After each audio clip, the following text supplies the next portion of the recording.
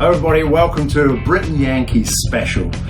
We're in the kitchen of this man, and if you haven't seen this man around your brewery, if you don't know who he is, I'll introduce him. John Bittermann, Illinois beer historian.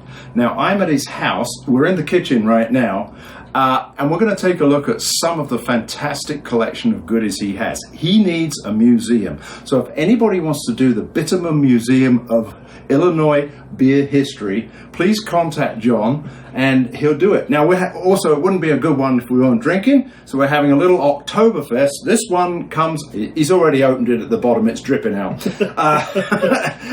This one comes from Switchyard Brewing, which is in Indiana. I think it's in close to Indianapolis, but I'm not 100% certain. Okay. I'm dripping on your floor. Okay. So, Prost. So, John, yes. How long have you been collecting? Hang on, I'm getting whacked by your fan up here. How long have you been collecting stuff? Breweriana, right? Yes, I started collecting cans as a kid when all the other kids started collecting cans in the early 70s, mid-70s. About 74-ish. Okay. Driving around on the bike, picking up cans off the road, and saving them. Were you saving them to recycle them, or were you saving them to collect them? To collecting. All the kids at that time were collecting cans. It was the most popular hobby, oddly enough, and kids really latched onto it, despite the fact that it's, beer and they couldn't drink it. You ride your bike around, you pick cans up off the road, and you build pyramids and basement, and then pretty soon you put up shelves, and then pretty soon you start getting signs and coasters and glasses. Yeah, that's what I say. When did you suddenly start getting into that side of it?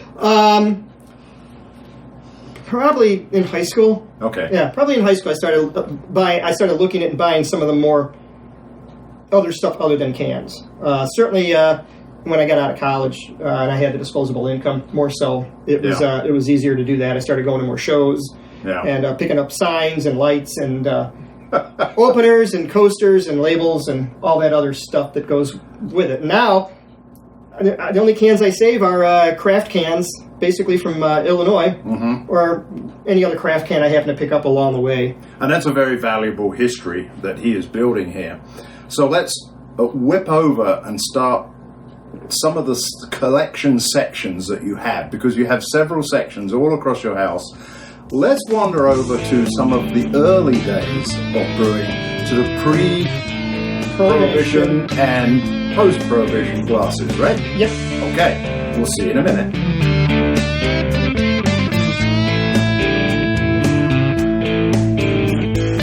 So pick out one that you want to talk about. And as we're talking about them, I'll just skim down here and show the fantastic collection that you have. It's hard to pick out one because they're so... Here's a cool one right here. All right. Bullfrog beer. Okay. Everybody likes the name Bullfrog. Bullfrog. And that is from where? From Chicago. Bullfrog was initially made by a brewery in Chicago, the Northwestern Brewing Company, and then the Northwestern Brewing Company merged into United Breweries, and it was produced by several other breweries in the Chicago area. But the Bullfrog name was a name that lasted all the way up into the late 50s, early 60s. So there's still people around who remember Bullfrog beer. I've got some cans downstairs from that time. But everybody just likes the name because Bullfrog's just a funny and odd name for a beer. Ribbit. When you think about it. Ribbit. This is another cabinet of pre-prohibition glasses. I love pre-prohibition glasses because of the details.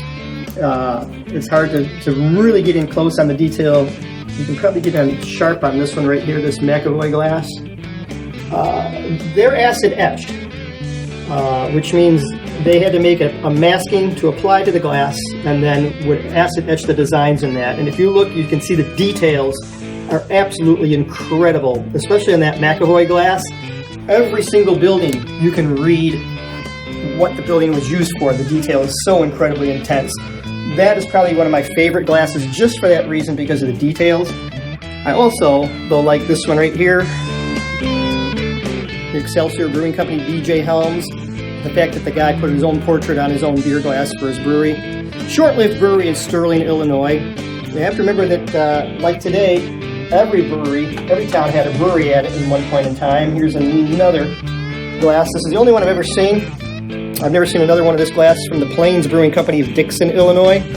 Another short-lived brewery that didn't produce much in the way of advertising outside of a couple pieces of paper and this extremely rare acid-etched glass with a great deal of detail on it, which is what makes it really exciting. There's another cool one right here, Kiwani.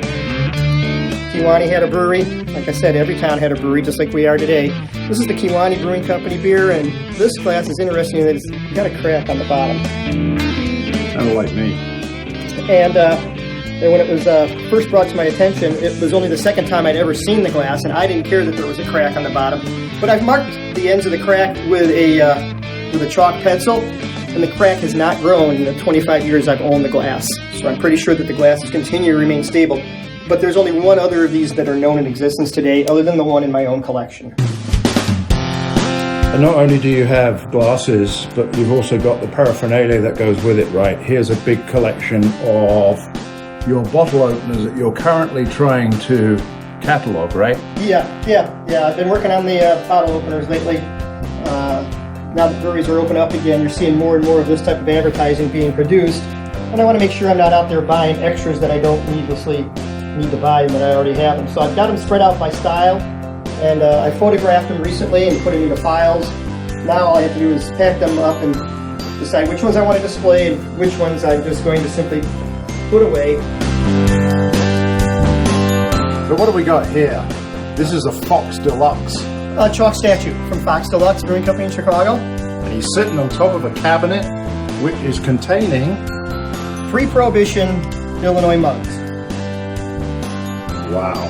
Not a lot that I'm looking for. Probably only about 4 or 5 that I don't have, that I know to exist. Well, here we are in another room. It is what John calls his Chicago room. And tell us about this, John. Obviously, it's stuff from Chicago, right? Yes, okay. Yep. All the glasses in here are from breweries that operate or operated in the city limits of the city of Chicago. There's a couple that aren't. They're kind of cheater glasses, like the Hop Butcher glasses.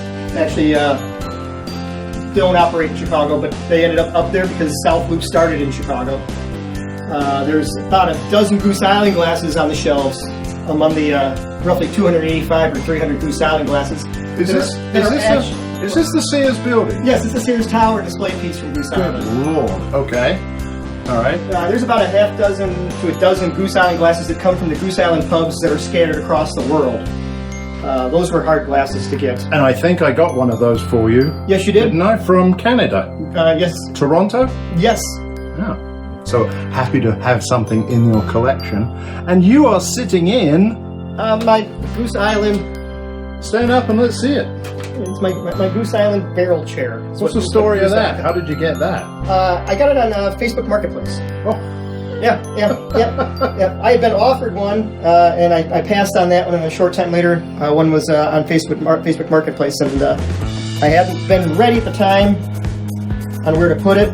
That's where the cabinet used to sit that has all the coffee mugs that I'll show you later on. And over on the other side of this room, there's still more glasses. Dovetail, I see here. Maplewood. And a Big M. What's that? Maplewood? Maplewood. Okay.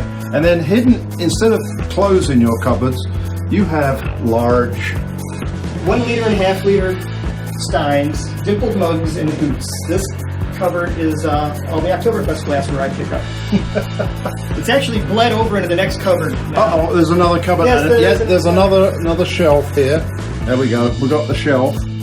And then we move over to this, which is... This cabinet, this cupboard closet are all my rock bottom glasses from the rock bottoms that operate in the Chicago area. Where do you put your clothes? In the closet in another bedroom. 1, 2, 3... Well, there's 4 closets in this house, in the bedrooms, and 3 of them are occupied by glassware. So where are we now, John? Another bedroom? It's another bedroom. It's actually the one I use myself. Oh, right. But you have all these fantastic pictures up on the wall. For example, this is one from Bellevue, Illinois, the Star Brewery. That's a factory scene lithograph of the Star Brewery in Bellevue, Illinois, sometime in the early 1900s or late 1890s. And then we come over here to the Meister Browse, the Fox Deluxe. Those are button signs. Those are called button signs. They're kind of hard to get by. And then Dick's Pilsner Beer. All right. Quincy, Illinois. Oh, a busy day in the gay 90s. It's just incredible, John. And we're only a third of the way through, right? Yes. Yeah. No. We have a ways to go. Lead on. All right. We're here in the Joliet room. And believe it or not, Will County, you have your own closet. And I guess that's because Will County's, Joliet's in Will County, right? Yeah. So there we go. We got all the growlers and all the fantastic glasses and everything from there. Now, here's a bunch of bottles. Can you tell us about these? I started having a hard time finding brewery stuff, so I started collecting soda bottles from Joliet. And this is 2 cabinets of soda bottles from Joliet. And you've even got the containers that they come in. Yeah, wooden boxes from the breweries, and in the back corner, if you shoot on the top, is a wooden barrel from the Fred Steering Brewing Company. Oh, there it is, hidden in the dark there. I'll have to do something about getting that up. This is a diploma for some chap called Bernard what's his name? Schmelzer. Schmelzer, okay. Bernard Schmelzer. I managed to acquire his diploma and his class picture. Which one is he? Right there. Oh, right, okay. There he is. And he works for? He was a brewer in Joliet at the Fred Steering Brewing Company. In the years before Prohibition. And then in the years after Prohibition, he brewed at Acme Brewing Company and Hillside Brewing Company before moving on to a briefly studied Citizens Brewing Company. So the American Brewing Academy was potentially the forerunner of Siebel? I don't know if it was or wasn't. There were 3 or 4 brewing schools in Chicago during that time period. Chicago was probably the largest brewing school center in the United States. And behind you, lots of interesting older stuff by the looks of it. I call this the Joliet room because... Aurora Brewing Company. Yeah, a lot of the stuff in here is from Joliet. There's an Aurora tray and an Elgin tray and some other trays that aren't. But these 3 cabinets and this one over here is my Joliet collection. Fantastic Steins. Yes, yeah. And then you've got some large bottles, and you were telling me that those bottles have plastic around them to protect the label. The label. So, and then here we have Bohemian beer and more good stuff. And here are these tap handles. Tap handles. These are tap handles down here from Joliet. Okay. I collect tap handles from craft breweries as well. And you can see I have the 2 Migraine and Elder, the 2 tap, the 2 breweries, and but I also save tap handles from craft breweries. I got a box of those that I need to figure out what to do with one day. And you got milk bottles here as well. Is that Joliet right? milk bottles. That's why it's the Joliet room. Joliet milk bottles. Fantastic. And then this is probably one of the premier pieces in the collection. It's a porcelain corner sign from the Joliet Citizens Brewing Company. You can see the back bracket. It would have hung on the corner of a building to advertise the beer. It would have hung on the corner of a tavern.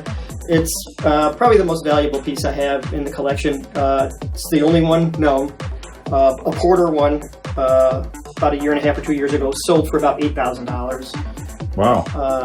This would probably be one of the last things I ever get rid of. All right, we've come down to the basement. And, in the basement is another whole wall of tin signs, right, John? Yep, yeah. And good Lord, what's that? Give me Gips beer. Peoria, Illinois. Peoria, Illinois. But more importantly, here is where his can collection starts. But before we get to the can collection, here's the camp mugs, as you call them. Yeah, camping mugs.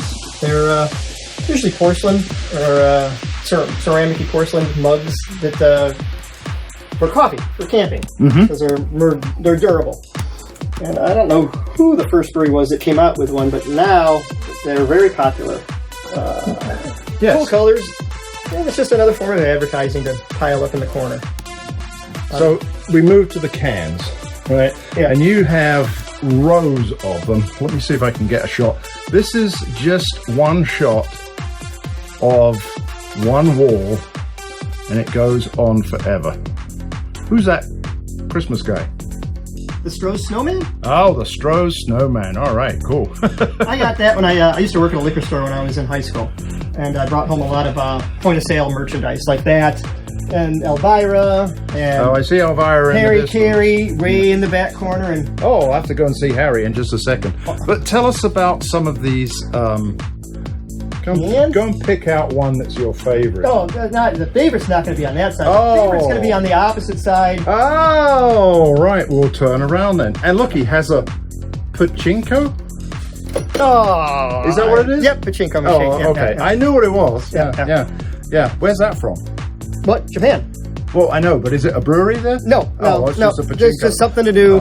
We'll cut that bit out then. That's nothing to do with Illinois. No, keeps that's right. me from Okay. doing things I should be doing. So here on this side, These cans that you're photographing now, the first section are all cans from the state of Illinois. okay. And do you have a And- favorite here?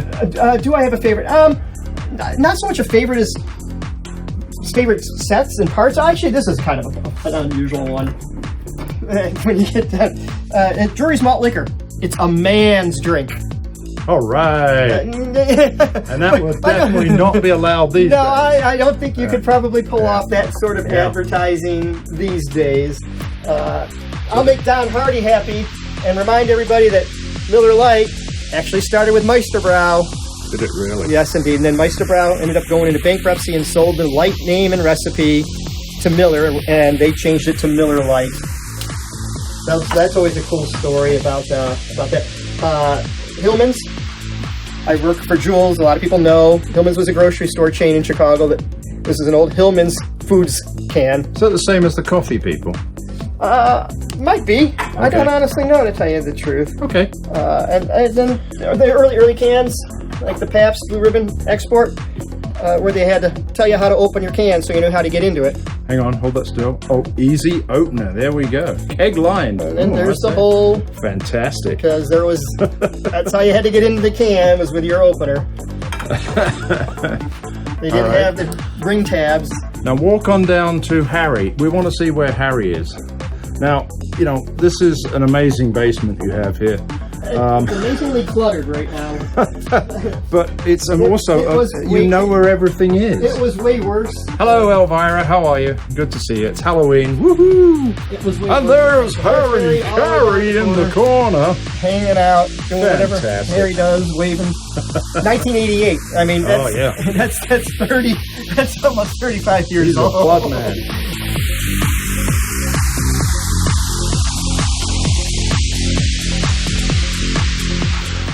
Now over here is an interesting shelf with bottles on it. Tell us about these bottles. And I think these have got the plastic on them, right? Can you show us one of those? Yeah, they're pre-prohibition bottles, and Show us that plastic. in the years before Prohibition, they would emboss their bottles. Oh, yeah. And they would print this bottle not to be sold, and you had to return it to the brewery to get reused. A lot of people don't know and are under the false impression that was the way it was done, but it wasn't. All those bottles were in fact labeled, and like this one, you can see the embossing on the back side. And that's the plastic around There's the a outside.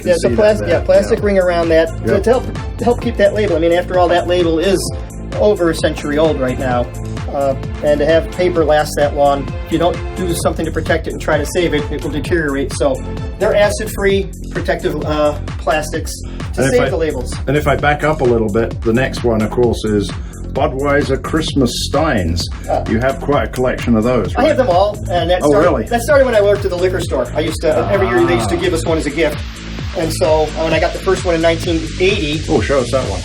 The first one was 1980. Okay. And then, I worked in the liquor store up until 92, and after that I've had to, sadly enough, buy them. Yeah. But then, when I was already 15 years deep or so in it, so I had to, I kept going, and I still get those to today. Here we go with the glass collection. Now, These are quite impressive shelves that you have, and they go on forever, as you see, down to the ground. And we'll come around here, and also here we have more glasses.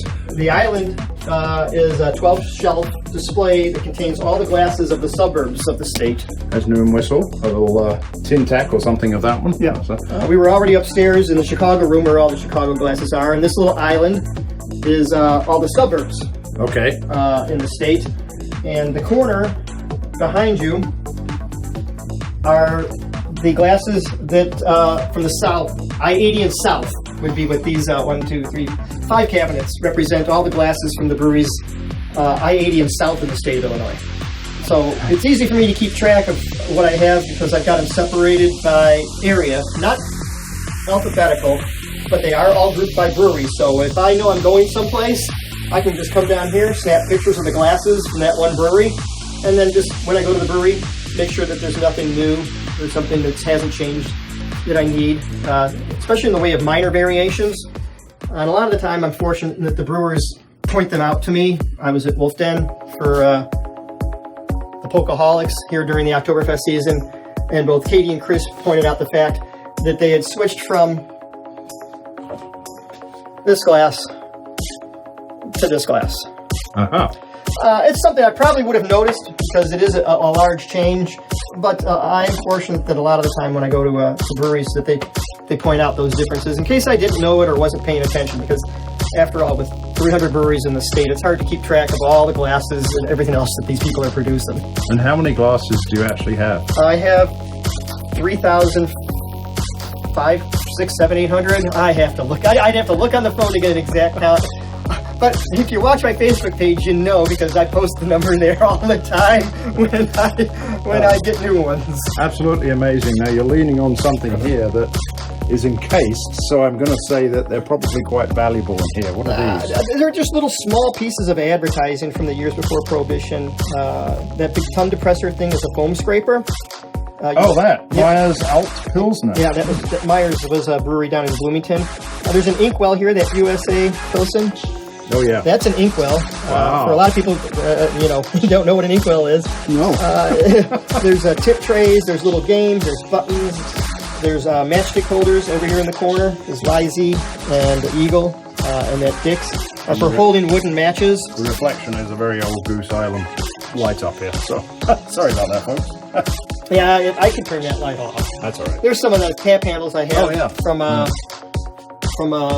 breweries, and you can see there's some of the early Goose ones in there, and a Prairie Rock, which is a long since gone brewery. Yeah, I remember Prairie Rock. Yeah. And just to make sure that he takes advantage of every space, his metal I-beam support is also here with stuff on it. Bowling pins? Mom! Oh, yeah, you'll see plastic cups on the other side of those. I couldn't take down Mom's bowling pins. But on the other side, if you look up, you'll see some cans. And you can see all the cans he's yet to put into place. A great Things We Don't Say collection there. Fantastic. On the other side, there we go. Even more. And some old cone top cans sitting up there on that I-beam. John, this is absolutely amazing, my friend. Do you have a favorite glass? Oh, there's one that's long gone. Cardamom Brewing. Yeah. Andrew Nordman out in Genoa, if I remember rightly. Yes.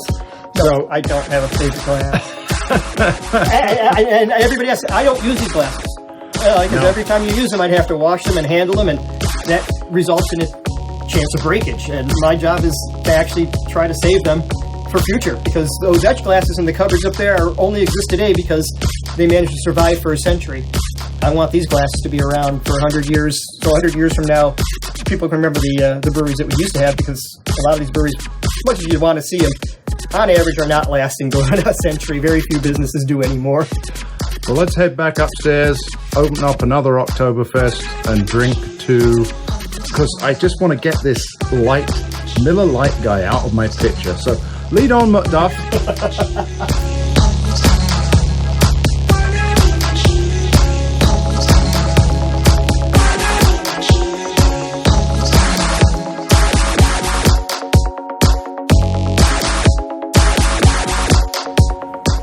John, thank you very much indeed for having us down to your house and the most fantastic basement you have ever seen in your life, and the rest of the house. What we need to do is we need to get a museum for John's stuff. Seriously, folks, this is an awesome collection for craft beer collectors. Now, I think there are brewery collecting organizations, right? Yes, yeah, there are. Oh, and we have on tour Oktoberfest here. So, Prost. And I'm drinking it out of a Schlitz glass. I have one very similar to this, only it's a little thinner down the bottom. These are classic glasses. So tell us about brewery collecting organizations. There's 3 main brewery collecting organizations. There's the Brewery Collectibles Club of America out of Missouri. There's the American Breweriana Association. And then there's the National Association of Breweriana Advertising. All 3 are excellent organizations. There are local chapters for all of them. And there are shows throughout the year in the area within a short distance drive. In fact, there's a show coming up the first Sunday in November in Elk Grove Village on Bussey Road. You can find it online. And if Phil has this out by Sunday, there's a show... I'll have it out by Sunday. There's a show Sunday here in Joliet. Over on the east side by Pilcher Park. And I think I'm correct in saying that our chum, who is the organizer of the Chicago Area Microbreweries Facebook group, Don Hardy, is a bigwig in the breweriana world. He's now the president. The president of? The BCCA, okay. The Brewery Collectibles Club of America. Fantastic. He just started his 1 year term. Huh? When are you going to run? Actually, I just left the board. You did? I was on the board of NABA, the National Association of Breweriana Advertising. I just vacated my seat this past year, mostly because I didn't have the time to commit to what, and I can't get to many shows because of my work schedule. Not have work on Saturdays as much as I do, right? And I felt that they could find somebody who had more time and maybe a little bit older or semi-retired that could maybe make the commitment to helping promote the club more than what I was able to do at the time. And I should say that this barrel that we are using as a slight table, although I've made a mark on it, I hope it's not too expensive. Where is this one from? This is a full 31-gallon wooden barrel from the Acme Brewing Company of Joliet, Illinois. Full? As opposed to not full of beer. Not full. So, as opposed to 15 or a 7. This is a 31 barrel, which is the measure they used and they still use for how much beer you're making. So this would have been, when you hear somebody say, I made 1 barrel of beer, by the government standard, it's this amount. And on the top here, I don't know if you can see that, looks like kind of a nut, but it's not. But it's the keg plug. What do they call that? Yeah. It would have been the way the barrel would have sat on its side, and it's the way they would have pulled the beer out. And it does have a metal ring around it, which is kind of interesting. It's old. It's falling apart. It's old. It's falling apart. I've broken it already. So slowly. It needs some work, but for it's got woodworm, so I guess you can't put any beer in it. For a century-old barrel, it's you need a Cooper. I do need a Cooper to come along and fix my barrel and restore it. Well, John, it's been an absolute pleasure. Thank you so much for inviting us down into your home. I hope that everybody who watches this video will appreciate exactly what John is doing for Illinois craft brewing, and that is preserving the history. It's so important to do it. John, hopefully we'll see you at FOBAD this year. Yes, you will. Look for me in the merchandise booth on Friday. All right, there we go. He's in the merchandise. Hopefully I'll be volunteering as well, so we'll see. Maybe I'm just pouring beer. I don't know. Cheers again. Cheers. Prost, happy Oktoberfest, and happy collecting. Thank you. Cheers, man.